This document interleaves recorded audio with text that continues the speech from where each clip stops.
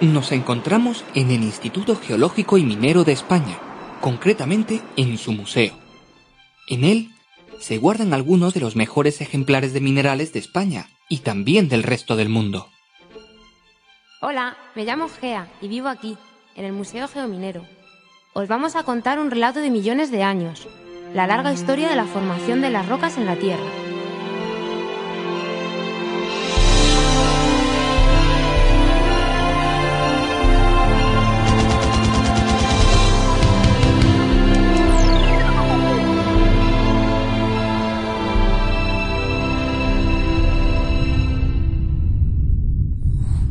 Los minerales son los componentes básicos no solo de nuestro planeta, sino también del resto de planetas y asteroides que se encuentran en el universo. ¿Pero qué es un mineral? Podemos definir mineral como un elemento o compuesto químico que tiene estructura cristalina y que se ha formado como resultado de procesos naturales.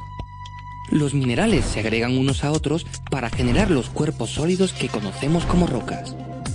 Los minerales que forman las rocas pueden ser diferentes, aunque algunas rocas tienen solo minerales de un mismo tipo. En la superficie de la Tierra podemos encontrar una gran variedad de rocas, muy diferentes entre ellas en función de qué procesos geológicos han intervenido en su formación. ¿Pero podemos agruparlas de alguna forma? En términos generales, la mayoría de las rocas se pueden incluir dentro de tres grandes categorías. Por una parte, las rocas sedimentarias, que se forman en la superficie terrestre. Por otra parte, las generadas en el interior de la Tierra, que son las rocas ígneas, formadas al enfriarse un magma.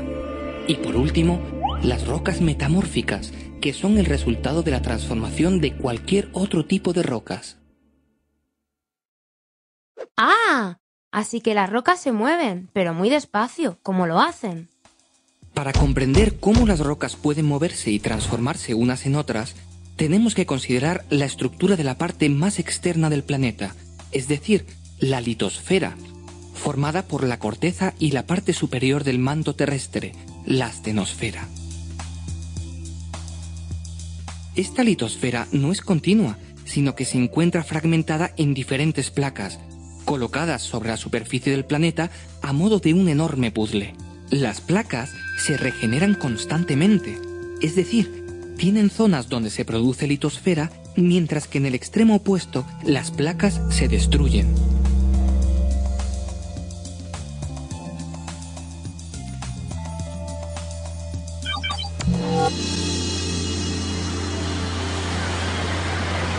La generación se produce en unas grandes cordilleras submarinas conocidas como dorsales oceánicas, mientras que la destrucción se realiza en las zonas de subducción, donde la litosfera se introduce en el manto hasta fundirse. Para aproximarnos a los diferentes procesos que generan rocas en la Tierra, podemos utilizar un esquema simplificado dentro del marco de una de estas zonas de subducción. En este contexto, se puede definir el ciclo de las rocas, que constituye una serie circular de procesos que explican cómo las rocas pueden transformarse unas en otras. Entonces, ¿me vas a explicar el ciclo de las rocas? El ciclo puede comenzar con las rocas preexistentes, ya sean sedimentarias, ígneas o metamórficas, que se encuentran en contacto con la atmósfera terrestre.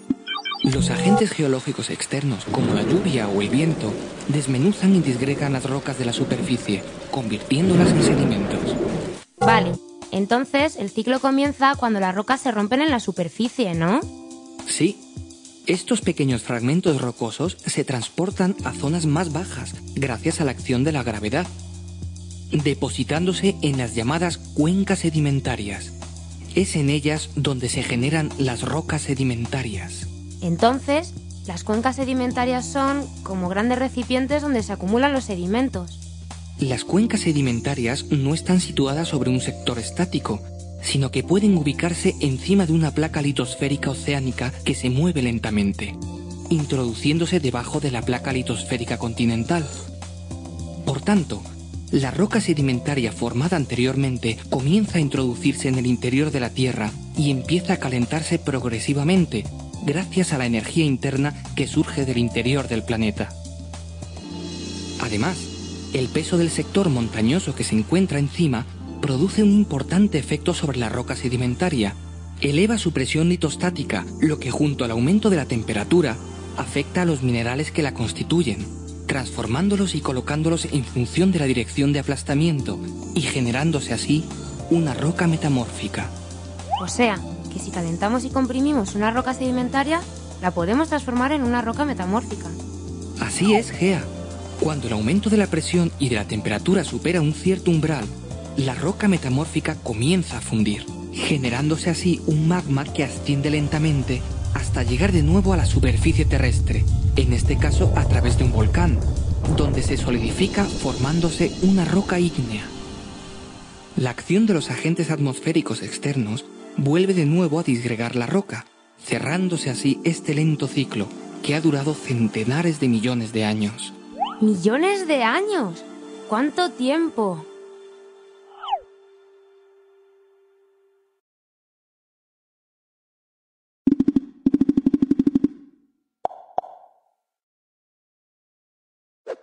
A mí me gustaría saber algo más de las rocas. ¿Me puedes contar cuántos tipos hay de rocas sedimentarias? Las rocas sedimentarias se forman en la superficie de la corteza terrestre y pueden ser de tres tipos: detríticas, químicas y orgánicas. Las rocas sedimentarias detríticas se forman a partir de procesos de erosión, transporte y sedimentación de granos de minerales o de rocas, llamados clastos, que viajan desde las áreas fuentes generalmente elevadas hasta las cuencas de sedimentación que se encuentran a una menor altitud.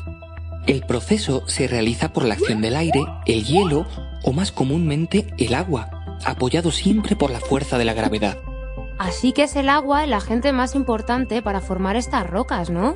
Sí, el medio acuoso puede transformar clastos con tamaños muy variables, desde pequeñas partículas en suspensión hasta voluminosos bloques.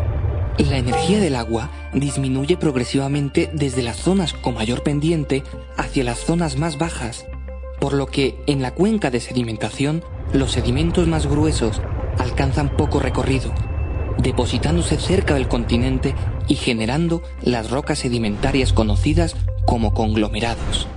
Los sedimentos de tamaño medio avanzan algo más, formando las areniscas.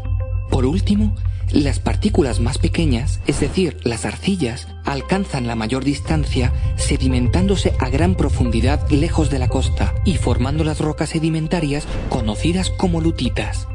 ¡Qué curioso! En las zonas más profundas solo hay lutitas. Bueno, no solamente.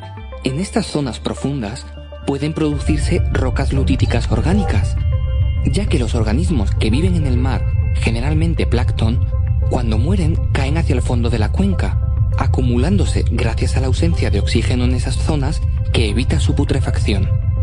Esta materia orgánica se mezcla con los sedimentos arcillosos y posteriormente comienza a transformarse cuando la acumulación de capas sucesivas hace aumentar la temperatura de la roca, generándose así el petróleo, que puede migrar en estados más avanzados hacia rocas porosas que constituyen las rocas almacén de petróleo. ¿Y las rocas sedimentarias químicas se llaman así porque se forman en un laboratorio? No, Gea, no. Las rocas sedimentarias químicas se forman a partir de la precipitación de ciertos componentes químicos disueltos en el agua. Por tanto, a diferencia de las rocas detríticas, las partículas que constituyen una roca sedimentaria química se forman en el mismo sitio donde se forma la roca, es decir, en la cuenca de sedimentación. Por ejemplo, el yeso se forma en ciertos lugares donde el agua permanece estancada. La evaporación concentra el sulfato cálcico lo suficiente para que precipiten pequeños cristales que caen al fondo por gravedad, acumulándose así pequeñas capas que pueden dar lugar a grandes espesores si el proceso se repite varias veces.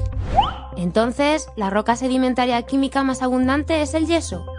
No, las más abundantes son las calizas, que se generan a partir del carbonato cálcico que se encuentra disuelto en el agua.